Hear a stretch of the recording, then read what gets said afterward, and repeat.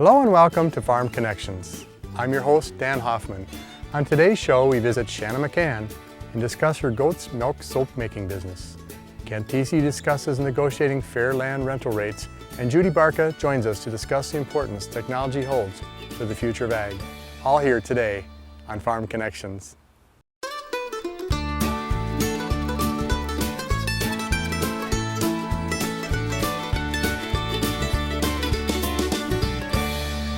Welcome to Farm Connections with your host, Dan Hoffman. Farm Connections, sponsored by Alcorn Clean Fuel, a farmer-owned cooperative in Claremont, Minnesota, produces ethanol, high-protein livestock feed, and corn oil, and beverage-grade carbon dioxide for resale to benefit its members and their communities. Absolute Energy, a locally owned facility, produces 115 million gallons of ethanol annually, proudly supporting local economies in Iowa and Minnesota. Absolute Energy, adding value to the neighborhood.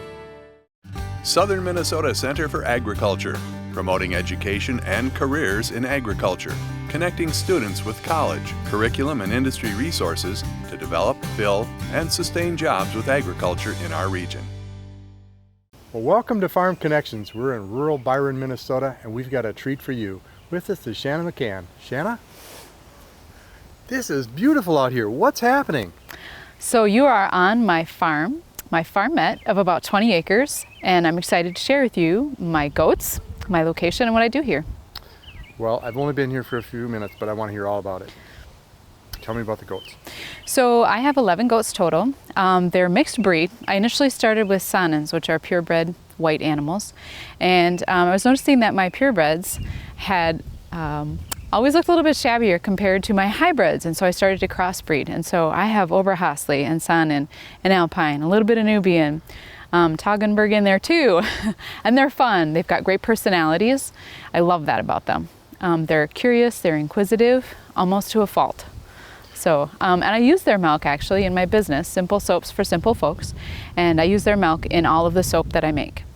Well, you just defined hybrid vigor. Yes, right? Exactly. You know? Yep. That's awesome. So you use the milk in all of your products. Why? Goat milk has fats, proteins, and vitamins in it that are great for your skin. And all milk has lactic acid in it, and it acts sort of like a natural chemical peel of sorts. It takes away your dead skin cells, and then your new skin cells come through, and they're fresh and bright. I also have customers that note that goat milk soaps are the queen of soaps because they have a rich, creamy lather. So when you make the soap, you put some other ingredients in, some secret ingredients maybe? Yes, I have a trademark recipe.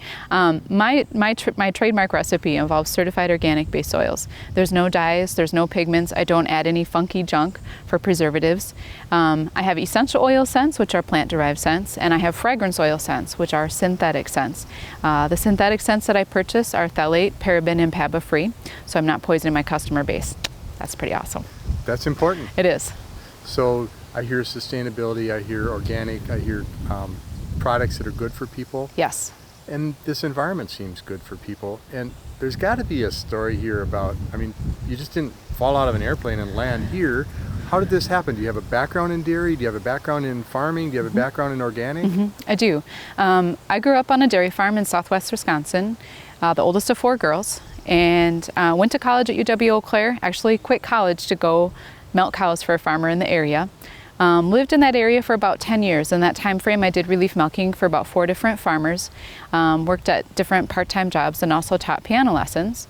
I moved to Minnesota about 10 years ago and was involved with an organic dairy farm at that point in time.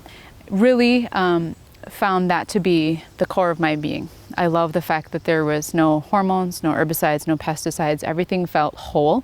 Everything felt good. And the animals also, their health was so much better. I grew up on a conventional dairy farm and witnessed how that all functioned, and then to be able to work on an organic dairy farm and witness how the animal's health is compared to that really struck home with me. So from Wisconsin, Minnesota, thanks for joining us. Yes, you're welcome. Happy to be here. So you have chickens also, right? Yes. I have 20 chickens total. I have buff Orpingtons and barred rocks, and they're about 3 months old. I'm excited to get eggs from them. They won't start laying till the fall. And of course, chickens lay eggs based on the light. And so I'm hoping that there's enough daylight hours at that time that I'll be able to get eggs. And then later when their time is up, they'll be meat. They'll go into my freezer. Do you do anything with light timers or anything? You can absolutely do that, yep. Turn on the light in the barn so that they have access to light, and then they'll continue to lay. Earlier you talked about the chickens maybe roaming around the farm, some in a protective... Yep. I have a neighbor dog that has an affinity for chickens.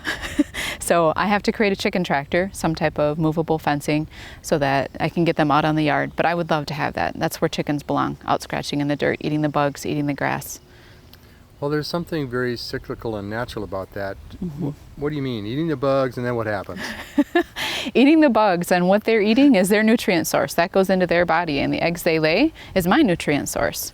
And so essentially what they're eating is going through my system too. It is a big circle of life. What you choose to put into your body, or in the soap instance, what you put on your body, goes into your body too. And so it's very wise to be mindful of that cycle and aware of what is going on with that, whether it's your food or your soap. So what's your goal here long term? I mean, you just started. This is a fresh enterprise. Right. Yes. I'm a big believer of self-sustainability. Self-sustainability is key for me. So to have some solar panels or do something with solar energy would be great. I'd love to have more berries. I'd love to do more things with the land that allow for more self-sustainability here on the farm for myself and my guests. Well, you're well on the way. Thank you. So let's look forward 5 years. Will the place look the same? Will there be different structures? Will there be more structures? Oh yeah, I would love to actually change this little garden shed behind us here, not the barn, the garden shed, into a soap production facility. And right now I'm in the process of creating a speakers series of events, which I host in my upstairs sunroom. And that's going on throughout the summer on Saturdays to create a place for people to connect within that environment too. In 5 years, I'd like there to be more flowers, because I love flower beds. I'd like there to be more blueberry bushes. And it'd be interesting to see just what happens with the goats if I end up building more onto the barn or doing something with the upstairs in the barn. It's kind of a big question mark. Speaking of the goats, if you don't get enough production to support the soap production, yes, what do you do? Buy more goats. Okay, and here's why. The Rochester Farmers Market and the Winona Farmers Market both have it in their rules and bylaws that if you're creating a craft, a substantial portion of your craft must come from your farm. Mm-hmm. And so my goat milk must go into my soap. So whatever milk there is, it has to come from my farm. I can't outside source that. And I like that. It's actually a source of pride for me. It's my goat milk that goes into that soap. And I've milked those goats. And that's what's in there for you guys. In the lactation cycle, there's ebb and flow, there's peaks and there's low. Yes. Is there a way to store it or freeze it? Yes, yep. So I have freezers full of goat's milk, literally 3 big, long, monstrous freezers, because I make soap year round. They typically only milk for me June through usually the end of November, and then I'm finished. And so yeah, twice a day in the beginning after I wean the babies, and then twice a day all the way through till usually about October, and then I slow them down to once a day, and then by mid-November to the end of November, we're done. And that's okay. I don't want to milk goats in minus 25, you know. But you have a nice barn. I do. Just not excited about that. There's beauty to the seasonality of things too, because their breeding season is actually in the fall, like the deer do in Minnesota. They start breeding in the fall, and they're usually done by January, February, and then they'll have their babies. So. Shanna, do you name every goat? Sure do. Every goat? Every goat. I've always named every cow too. That's my thing. Well, this is a fabulous operation and you're passionate about it. Mm-hmm. Any advice to people that are looking to start entrepreneurial kind of operations? Absolutely. So everyone has strengths and weaknesses, and it's easy to identify your strengths. You know what you're good at. Your weaknesses, sometimes people really know that too, but as you're building a business and creating a business, if you can identify those weaknesses right away and be able to give them to someone else that's their strength and they're passionate about and they do extremely well, yes, it may be a little bit more overhead at first, but your business is going to really flourish because you aren't staggering along doing the things you do best and not rounding out the rest of your business. Shanna, what's happening in this wonderful place you call your laboratory? Well, today we're going to make some soap. Basic definition of soap is fat plus lye. And so in goat milk soaps, I incorporate the milk into the lye and then introduce that into my oils and fats. Once that happens, it's no longer fat and lye. It saponifies, it becomes soap. What got you started into this journey anyway? Well, I learned to make soap from a dear friend of mine who was making soap at the time for her husband who had sensitive skin. And I had an excess of goat's milk. I had 2 goats and all this milk, didn't know what to do with it. And she showed me and ding, I was like, okay, now I can make soap. So I started to make the goat milk soaps and gifted it to friends and family who thought it was wonderful stuff. At that point in time, I wasn't ready to do anything with it. But when I got into the Rochester Farmers Market, I was bringing tables full of produce and a few bars of soap. And it evolved into this crazy soap factory that we're in right now. All because of a need on sensitive skin. Yes. Interesting. Yep. So what makes it better for the sensitive skin? So in commercial soaps, there's synthetic dyes, and most of them are detergent based, and there's synthetic fragrances. And all those things are really very irritating to sensitive skin. Handmade soaps tend to be gentler. They're not a detergent, so they don't strip your skin of all the oils and all the nice stuff that your skin has going on. And you'll find that goat's milk soap specifically, again, has fats, proteins, and vitamins in it that are great for your skin. Fantastic. Show us how you do this. Sure. So it's like chemistry in your kitchen, which is where I also started with my soap business. We're just going to do some measuring out of oils. It has to be very precise. And in my world, the messier we get, the more fun we're having. Okay. And I noticed the portrait on the wall of the goat. It's Yes. overseeing the operation? Yes, that is Ethel. And Ethel is no longer with the herd, but she loved people. And for the longest time, when I have my customer appreciation in November, Ethel would come out and hang out in the trailer, and she was the greeter. And people loved her. And so she is forever making soap with me now. So every goat has its own personality? Every goat does. Unlike cows are awesome animals too, but goats much more personable. Yeah, I noticed that on your farm. When the herd came out, they all reacted different to things that were happening on the farm. Yes, it's great. All right, and we've got one more oil here. I would tell you what they are, but it's all a trade secret. Your secret's safe with us. Okay, good. Now, most soap makers use water and lye, so the goat's milk is one of the big benefits. Another thing is most soap makers use a loaf mold, and they cut it like a loaf of bread. My soaps all have a signature molded shape, which is really fun. Okay. A little bit out. I'm generous by nature, I guess. There we go. From here, we melt the oils. I introduce the lye and the milk to it, put those together, blend it, and pour them into molds. They'll sit on my batching shelves for 2 days, and then I pop them in the freezer where I unmold them, and I'll show you. So here's the soaps after they've been in the freezer for long enough for them to shrink down. And what happens is I peel the plastic off and unmold it neatly, and the design stays very sharp on the soaps.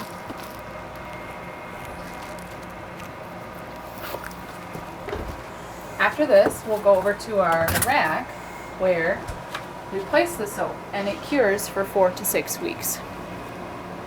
In that time frame, the pH changes, the water evaporates out, and it goes from being wet and sort of soft, like frozen butter, to light and hard, like you come to expect a normal soap bar to be.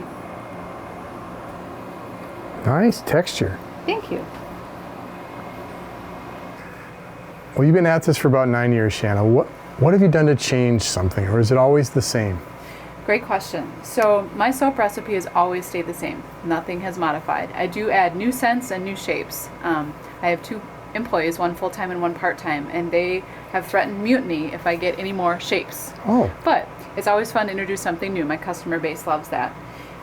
As far as packaging and as far as the way that I sell my soaps, that has changed tremendously.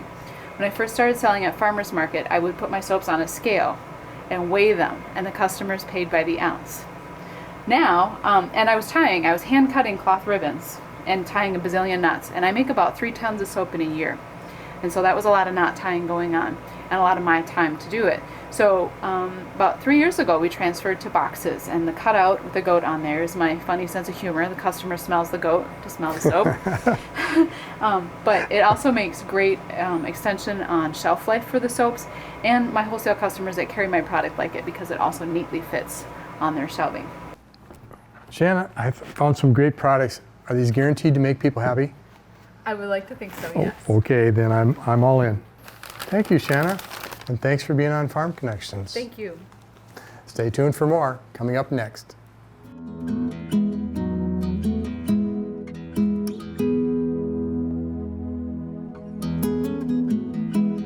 One of the biggest challenges in any given year for farm operators and non-farm landowners is negotiating land rental contracts on an annual basis.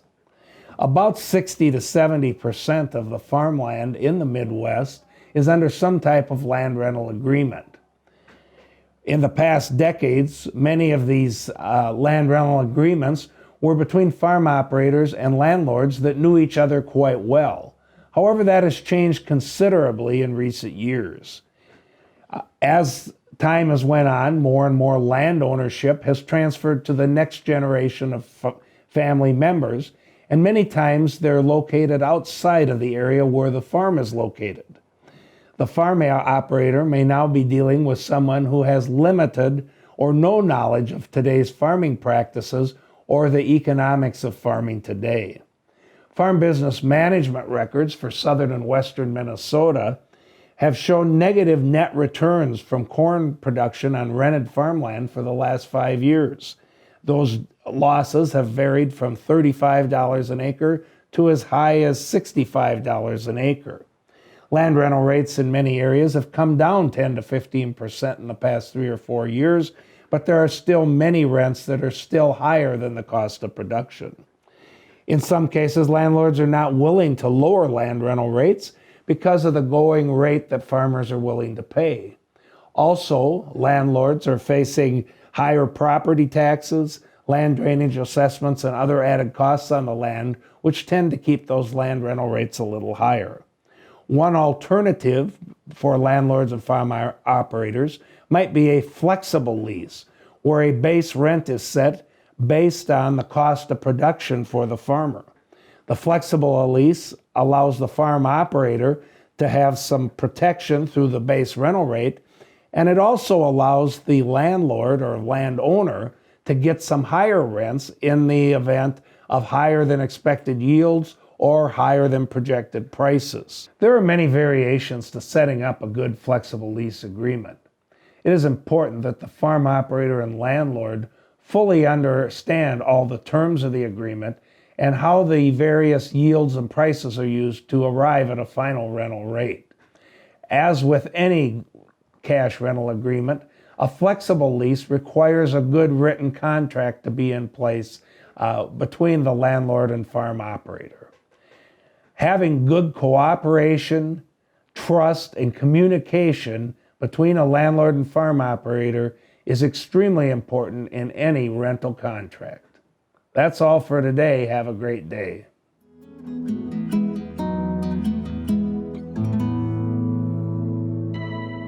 Thanks for joining us at Riverland Community College. We've got something special today. We've got some technology, but beyond that, we've got Judy Barka. Judy, welcome. Thank you, Dan. It's good to be here. Oh, it is awesome. You really brought some interesting toys. What's this all about? Well, toys is kind of the key word today. We have with us today our technology trailer, in that we have technology stuff related to agriculture that we take out to school districts and to camps and a variety of things, and give kids a little bit of a taste of what opportunities there may be in agriculture that they don't necessarily think of as related to agriculture. So many times I hear the story about when I say, have you ever thought of a career in agriculture? And they go, oh, I don't want to be a farmer. Well, what do you like to do? Do you like to work with electricity? Have you ever done robotics? Robotics and what we're doing today is one of the cool things, that if we can make that connection, and then how do robotics work on the farm and work with some of the things that are going on in agriculture. So we're really showing off some of the really cool toys and technology that we have in our trailer, and letting kids get their hands dirty and actually work with some of this stuff. And we certainly speak of toys, but this technology allows us to do something special. It allows us to feed and clothe and fuel the world. So how do farmers use the technology you're talking about? Well, one of the things that we're using today is we're starting kids on what we call snap circuit kits. We're teaching them the basics of circuits and how a circuit and how electricity flows. From there, we have a Briggs & Stratton motor, cutaway pieces of a motor, and we're letting them actually wire like lights to make the lights come on and the starter to come on. And then from there, we can translate it to say, okay, now when a farmer goes out and starts, or when you go out and start your lawnmower or your car, these are the things that cause it. This is why it starts. And then from there, we can take them to the place where the farmer has to have these same kind of things that you use to start his tractor, to start his combine. And the other piece that we look at is when the radio in your car doesn't work, how does the wiring and the circuits and all of that flow to make the radio work? And the farmer uses that same kind of concept and technology to make the data devices that they have within their tractor, the field monitors and all those kind of things work as well. So there's a lot of uses for understanding circuits and understanding electricity in not just farming, but in life in general. Well, and anyone that's crawled inside of a control center or a cab on a combine or a tractor realizes there's a huge amount of circuitry and technology. Yeah, and to get kids to understand that, and then we try to make that translation. Okay, so what does that mean for a career? What could you do with this kind of knowledge? And could it be something in making the data work, servicing the data, building new kinds of equipment with the wiring and the circuits and all that kind of stuff? And so we try to make that translation. That's just one piece of what we have in the trailer is the snap circuit kits and what they're playing with behind us. Well, it's fascinating. And I recall touring a local dealership, a farm equipment dealership, and they walked me through their shop. He said, you notice anything different from maybe the 60s or 70s when we had tractors split in half and oil all over and transmissions laying here and pistons and rods and crankcases over here? I said, yeah. And he defined it this way. We don't really do that anymore. We send the engines in and just bolt a new one in. But what we do is we plug a notebook computer into the tractor or into the engine or the piece of electronics that does the diagnostics. Right. And that's incredible. Yeah. Yeah, and it's that whole diagnostic piece that's really, I think, one of the most growing fields that we're seeing in agriculture today. It's that mechanical diagnostics, being able to problem solve, and how does that relate to they're learning today, and then being able to diagnose what that problem is. Well, certainly you must see some differences across the generations. Demographics of, say, someone 30, 40, 50, and then the 50 and up might look at technology different. Yes. And that also opens up some opportunities for these young people. Right. One of the really cool things that we've seen is if we can match a young person up with someone that's maybe scared or nervous about technology and do that one-on-one teaching, training, that kind of thing, it's a partnership it's a win-win situation. It's the mentoring from the older generation and it's mentoring from the younger generation, and to show how that technology, how to use the technology, how to get the most out of that technology. And then the older generation can then go back and say, well, when I was a kid, we did this, but it's the building on that knowledge base of, and it gives the young person a perspective, a broader perspective, versus what they see today. They get that bigger picture of what's changed, what's different, and how this new technology is making things better than, and making things different than it was before. And that's absolutely wonderful to make that determination. We've got perhaps established farmers that have resources like net worth, working capital, borrowing power, and land and machinery, and maybe they don't want to do that forever. So we need to train, like you are, people to come in and mentor and move into that ownership. We constantly have people calling or asking, can you find me a young person to work with? That's a beautiful, beautiful example. It's a win-win situation. I think if they have any kind of compatibility at all, it can be a win-win situation to one learning. Not just one learning doesn't go one way. Learning goes both ways in that situation. And what an opportunity. So we need that transition if we're going to continue to be well fed, right? Exactly. Yeah. I'm all for that. Me too. Just to wrap up, Judy, why do you do this? I mean, you're passionate about it and you've done a great job. Why do you do this? I just love what I do. It's one of those things as I have told people before, I kind of fell into this job because of someone I knew said, you'd be really good at this. I grew up in agriculture, lived today with agriculture see the benefits of it and see the opportunities. And my passion has really become to share those opportunities with all ages, not just with young people, but with all ages of people and the opportunities. Because we're even seeing now farmers that have farmed for a while that are going out of farming and looking for something new. And how can you translate that skill that you got from 10 years or 20 years or whatever of farming into a new career that's still involved with agriculture but may not be farming. And so my passion is exploring alternatives and exploring opportunities in agriculture, related to agriculture. Well, thank you for that. We certainly need well-trained people in our corner of agriculture right here in farm country. Thank you. Thanks a lot, Judy. You're welcome. Stay tuned for more on Farm Connections.